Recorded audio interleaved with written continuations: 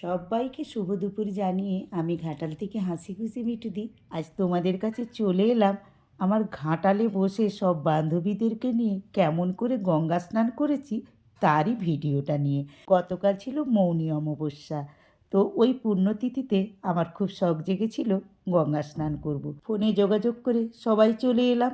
অনেকেই তো কুম্ভ মেলায় যাচ্ছে চান করার জন্যে, আমরা তো আর যেতে পারলাম না। তাই ভাবলাম আমাদের নদীতেই যখন গঙ্গা আসে, আমরা কেনই বা বাড়িতে বসে থাকবো, গঙ্গা স্নান করে নেব। যেমনি ভাবার তেমনি কাজ, সব বান্ধবীরা মিলে চলে এলাম নদীর পাড়ে। এসেই দেখো আমাদের কি অবস্থা, সেই বাচ্চাবেলায় ফিরে চলে গেলাম।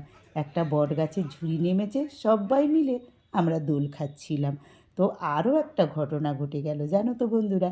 এই যে দেখো, এই যে ছেলে মেয়েদেরকে দেখতে পাচ্ছ না, এরা এখানকারই স্থানীয় বাসিন্দা, কিন্তু একটা টেলিফিল্ম ওরা শুটিং করছে।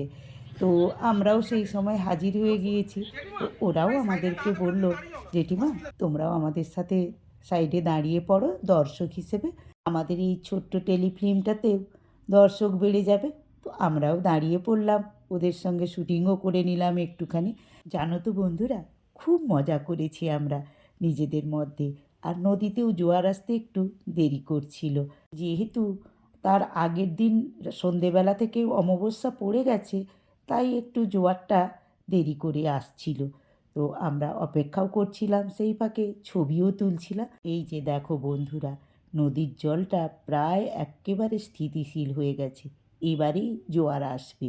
তো বন্ধুরা জানো তো, অনেক দূর দূর থেকেই নদীতে চান করতে এসেছে। চন্দ্রকোনা রোড আরও সাইডের অনেকটা দূর থেকে সবাই চান করতে আসে এই নদীতে।